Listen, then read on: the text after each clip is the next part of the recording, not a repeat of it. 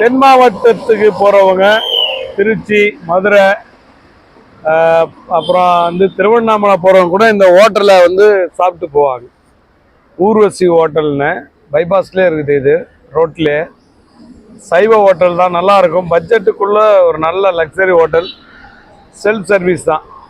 நீங்கள் உள்ளே போய் பார்த்தீங்கன்னா நல்லா கூலிங், பயங்கர ஏசி போட்டு க்ளீன் அண்ட் நீட்டு தான். அந்த இது திண்டிவனம் பைபாஸ் காட்டுங்க. அதை அந்த டோல்கேட்லேருந்து இப்படி வந்தீங்கன்னா இது கொஞ்சம் ஒரு 3லேருந்து 7 கிலோமீட்டருக்குள்ளே இருக்கும்.